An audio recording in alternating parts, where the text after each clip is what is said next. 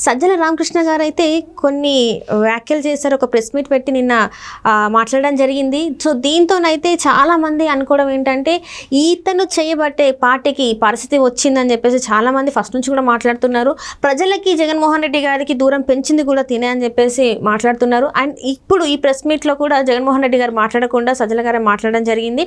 So అసలు ఏంటి మళ్ళీ సజ్జల ప్రెస్ మీట్లు మొదలయ్యాయా? సో ఈ అంశాన్ని మనకి వివరించడానికి మనతో పాటు ఉన్నారు ప్రముఖ senior journalist doctor Durga Vadlamani గారు. నమస్కారం మేడం.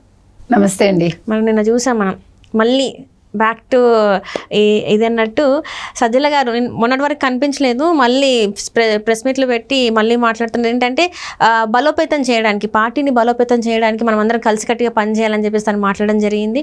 అయితే చాలా వరకు ఏంటంటే సజ్జల చేయబట్టే ఈరోజు పార్టీ పరిస్థితి ఇలా మారిపోయింది, జగన్మోహన్ రెడ్డి గారికి ప్రజలకి దూరం పెంచింది సజ్జలే అని చెప్పేసి చాలామంది అంటున్నారు. మరి మళ్ళీ ప్రెస్ మీట్ ద్వారా ఈయన ఏం చెప్పాలనుకుంటున్నారు? మరి జగన్మోహన్ రెడ్డి గారు ఎందుకు మాట్లాడలేదు మళ్ళీ ప్రెస్ మీట్లో? ఇంకా ఆయన మాట్లాడు వచ్చాడు కదా, షాడో.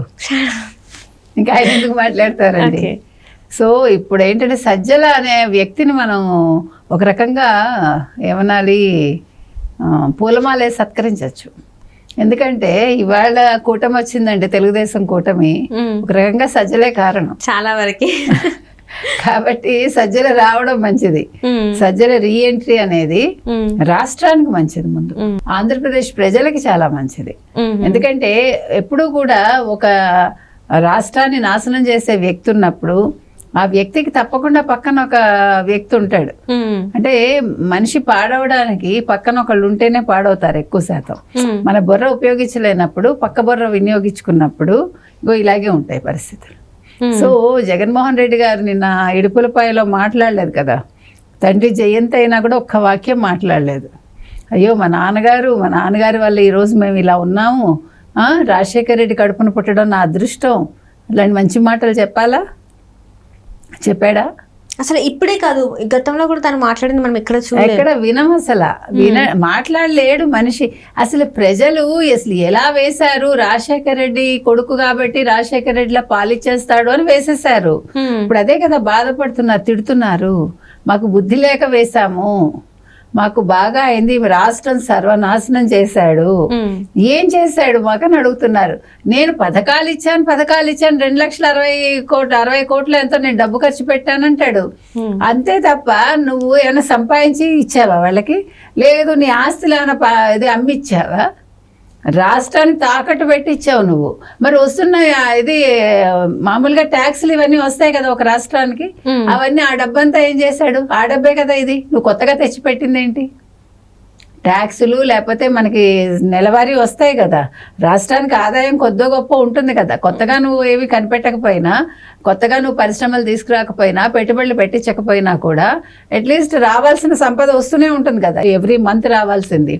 ఆ డబ్బుల్లోంచి ఇచ్చావు. మరి మిగతా డబ్బులన్నీ ఏం చేసావు? ఇప్పుడు ఒక 2 లక్షల చిల్లరే వస్తుందా రాష్ట్రానికి ఆదాయం? ఇది కాకుండా నువ్వు ఎన్ని తాకట్లు పెట్టావు? మరి ఈ డబ్బంతా ఏం చేసావు? కేంద్రం ఇచ్చిన నిధులు ఏం చేసావు? అవి మాట్లాడు. అవన్నీ లేకుండా నేను సంక్షేమాలు ఇచ్చాను, నేను మంచి చేశాను, జగన్ మంచి చేశాడు, ప్రజలు ఓటేయలేదు. నువ్వు జగన్ మంచి చేస్తే ఓటేయడం కోసం చేసావా? ఓట్లు అంటే లంచాలు ఇస్తావా నువ్వు ప్రజలకి? వాళ్ళ సంక్షేమం కోసం నువ్వు ఇచ్చినప్పుడు నువ్వు అసలు ప్రస్తావన తేకూడదు. నేను చేయలేదు, ఈ డబ్బు మీదేను, మీకు పంచిపెట్టానని చెప్పుకో. అది మానేసి జగన్ చేశాడు, జగన్ ఇంత చేశాడు, అంత చేశాడు, ప్రజలు ఎందుకు ఓటేయలేదో ఇది ఏడుపు. ఇకపోతే ఈ సజ్జల గారు, ఈయన మళ్ళా తెర మీదకి వచ్చాడు. ఏమైపోయాడు? నెల్లాళ్ళుగా అనుకున్నాం మనందరం. మరి ఈయన ఏమైనా రావద్దన్నాడో, కొట్టాడో, తిట్టాడో, మరి కొడుకు ఏమైపోయాడో. అసలు అందరికంటే పెద్ద వేస్ట్ ఫెయిల్ ఎవడంటే సజ్జల భార్గవ్ రెడ్డి. అసలు అతను అంతకంటే అసలు జగన్ ని పూర్తిగా ముంచింది ఆయన. అంటే సోషల్ మీడియాలో ఆయన చేసిన పోస్టులు అవన్నీ, అంటే ఎక్కడ బాగా తనకి, అంటే షర్మిల గారి గురించి మాట్లాడినా కూడా అదే జగన్మోహన్ రెడ్డి గారు ఎక్కడ కూడా రెస్పాండ్ అవ్వలేదు, ఖండించలేదు. అసలు ఇలా చెయ్యొద్దు అని కూడా తను. అసలు సిగ్గుందమ్మా ఇలాంటి వాడిని మళ్ళీ ముఖ్యమంత్రిగా ప్రజలు ఎన్నుకుంటారా? సొంత చెల్లెల్ని కాపాడలేని వాడు, సొంత చెల్లెల మీద నిందలు వేయించిన వాడు, అసలు సొంత తల్లిని బయటికి పంపించిన వాడు అవసరం తీరిపోయాక ఇలాంటి వాడిని మళ్ళీ ప్రజలు ఎన్నుకోవాలా? 29లో మేము వచ్చేస్తామని ఏదో ఘంటాపదంగా చెప్పేస్తున్నాడు. సజ్జల కావచ్చు, నిన్న జగన్మోహన్ రెడ్డి కావచ్చు, ఏ మొహం పెట్టుకుని చెప్తారు? చెల్లెలకి నువ్వు ఒక రక్షణ ఇవ్వలేకపోయావు, చెల్లెల్ని తిట్టిచ్చావు నువ్వు నీ చుట్టూ ఉన్న వాళ్ళ చేత. అసలు వాడు ఎవడు?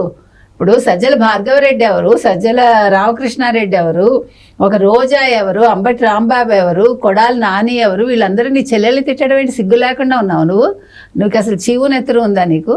నువ్వు అసలు రాజశేఖర రెడ్డి కొడుకువేనా నువ్వు? ఆవిడ కూతురు కాదని అన్నారు మీరందరూ, మరి నువ్వు కొడుకువా ఆయనకి? నువ్వు వారసుడువా నువ్వు? ఆయన వారసత్వం ఇలా ఉండదు కదా. రాజశేఖర రెడ్డి యాక్చువల్గా మడమ తిప్పననే వ్యక్తి రాజశేఖర రెడ్డి, ఈయన కాదు. రాజశేఖర రెడ్డికి గట్స్ ఉన్నాయి, డైరెక్ట్గా మాట్లాడగలడు, ఏదైనా ఉంటే ఖండితంగా చెప్పగలడు. ఆయన ఇంత దరిద్రంగా ఆయన ఏమి లేడు. ఏదో పులి కడుపున పిల్లి పుట్టిందంటారు చూడండి, అట్లా పుట్టాడు ఈ పిల్లాడు.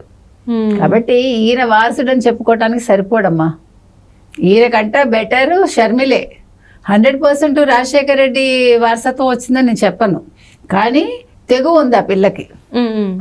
కాబట్టి ఈ సజ్జల రామకృష్ణారెడ్డి నిన్న ఏం మాట్లాడుతున్నాడు? మేము చిన్న చిన్న తప్పులు చేసాము, వాటిని సరిదిద్దుకుంటాము, మళ్ళా ముందుకు వస్తాము, మళ్ళా 29లో మేము చేజిక్కించుకుంటాము, ఎన్నికల్లో గెలుస్తాము అంటాడు. చంద్రబాబు నాయుడుని తిడుతున్నాడు. చంద్రబాబు నాయుడు 10 ఏళ్ళు వెనక్కి తీసుకెళ్ళిపోతాడట రాష్ట్రాన్ని. ఈయన తీసుకెళ్ళాడు కదా 30 ఏళ్ళు వెనక్కి. ఈయన చెప్తాడు చంద్రబాబు నాయుడు గారు ఎలా పాలించాలో. ముందు మీ గతి ఏంటి? మీరు ఎక్కడున్నారు? మీరు రేపొద్దున జైల్లో కూర్చుంటారా, ఎక్కడ కూర్చుంటారు? మీరు ఆలోచించుకోండి. మీ సంగతి మీరు చూసుకోండి. రాష్ట్రాన్ని ఎలా పాలించాలో చంద్రబాబు నాయుడు గారు చూసుకుంటారు. మీ నోటి దూల వల్లే అసలు సగం జగన్మోహన్ రెడ్డి ఇంట్లో కూర్చున్నాడు. మీ పనికి మాలిన పనుల వల్ల, మీరు చేసిన అవినీతి వల్ల, అక్రమాల వల్ల, దౌర్జన్యాలు ముఖ్యంగా, వాటి వల్ల ఈరోజు జగన్మోహన్ రెడ్డి ఓడిపోయాడు. ఎందుకంటే పరదాలు కట్టుకుని తిరిగేవాడు మనిషి ఏంటమ్మా? అలాంటి వాడు అసలు మన్ని పాలించటం ఏంటి? మనిషికి ధైర్యం ఉండాలి. ధైర్యంగా ఎవడైనా చంపడానికి వచ్చాడు అనుకో, మనం ఎదురు నిలవాలి. ఓకే, దేనికి చంపుతావు రా అనాలి, అవునా? అది లేకుండా పరదాలు కట్టుకుంటాను, చెట్లు నరికిచ్చేస్తాను, పర్యావరణానికి హాని చేస్తాను, అలాంటి వాడు ముఖ్యమంత్రి. మరి ఇప్పుడు బాగానే తిరుగుతున్నాడు. ఇప్పుడు తిరుగుతున్నాడు అంటే ఇప్పుడు గతి లేదు. మరి నిన్న సెల్ఫీలు ఎందుకు దిగుతాడు? ఇప్పుడు మళ్ళీ పదవి కావాలి కదా. మీకు అర్థమైందా? మనిషి ఎలా రంగులు మార్చుకుంటాడో అలా మార్చుకుంటాడు. అర్థమైందా మీకు? ఇప్పుడు మళ్ళా పదవి ఇచ్చేసారు అనుకోండి, మళ్ళా పరదాలు కడతాడు. ఈసారి అసలు చీమను కూడా బయటికి రానివ్వడు. ఇప్పుడు కాస్త పక్షులు అవి ఏమైనా తిరిగాయేమో గత 5 ఏళ్లలో, నెక్స్ట్ వాటిని కూడా చంపించేస్తాడు కావాలంటే భయంతో. అంటే అంతలాంటి ఏమనాలి, ఒక శాడిస్ట్ అన్నమాట ఆయన. అంటే ఇక్కడ నాకు అర్థం కాని విషయం ఏంటంటే, ఇన్ని రోజులు అధికారంలో ఉన్నారు, ఈ 5 సంవత్సరాలు చెట్లన్నీ నరికేయడం జరిగింది, పరదాలు కట్టుకొని నడవడం జరిగింది. అప్పుడు ఎందుకంత భయపడ్డాడు? ఇప్పుడు ప్రజల మధ్యలోకి ఎందుకు వస్తున్నాడు? అంటే ఒకవేళ ప్రాణహాని ఉంటే తను అప్పుడు ప్రాణహాని, ఇప్పుడు కూడా ప్రాణహాని ఉండాలి కదా వేరే రకంగా. కానీ ఇప్పుడు ఏంటంటే, ఇప్పుడు అవసరం ఉంది కాబట్టి ఇప్పుడు ఏదైనా చిన్న విషయం జరిగినా కూడా మళ్ళీ దాన్ని ఇష్యూ చేసుకోవచ్చు కదా. సో అందుకే ఇప్పుడు కోడికత్తి ఉంది, మీకు గులకరాయి ఉంది. నిన్న ఎవడో దగ్గరికి రాబోతుంటే వాళ్ళు ఇలా తోసేస్తారు ఒక పిల్లాడిని. వాడు కొట్టడానికి వచ్చాడని ఒక కథ మొదలు పెట్టారు. అప్పుడే అది ఎందుకో వర్కౌట్ అవ్వలేదు లక్కీగా. మీరు చూసారో లేదు. కాబట్టి అంటే ప్రతి దాన్ని తనకు అనుకూలంగా మార్చుకోవడానికి ప్రయత్నిస్తాడమ్మా. ఇప్పుడు మీరు ఊరికే చూడటానికి వెళ్తారు, చెయ్యి ఇలా అన్నారు అనుకోండి, అదిగో ఈ అమ్మాయి కొట్టేసింది, చంపేయటానికి వచ్చింది, అంతే. సింపుల్ అయిపోతుంది. అంతే సింపుల్. అంటే సానుభూతితోనే మళ్ళీ అధికారంలోకి రావాలని చూస్తున్నారు. డెఫినెట్ గా ఈలోగా ఇంకా ఎన్ని డ్రామాలు ఆడతాడు. ఇప్పుడు పెద్ద స్క్రిప్ట్ అయిపోయింది కాబట్టి, అప్పుడు అన్నాడు కదా పెద్ద స్క్రిప్ట్ ఏదో ఉంది దేవుడిదని. ఇప్పుడు పెద్ద స్క్రిప్ట్ అయిపోయింది కాబట్టి ఇప్పుడు కొత్త కొత్త డ్రామాలు వస్తాయి మీకు. మళ్ళీ సజ్జలు వచ్చాడు అనుకోండి బయటికి, మళ్ళీ సజ్జలు భార్గవరెడ్డి వస్తాడు, ఎందుకంటే సిగ్గులేదు కదా వాళ్ళకి. కాబట్టి మళ్ళీ డ్రామాలు మొదలవుతాయి. So wait and see.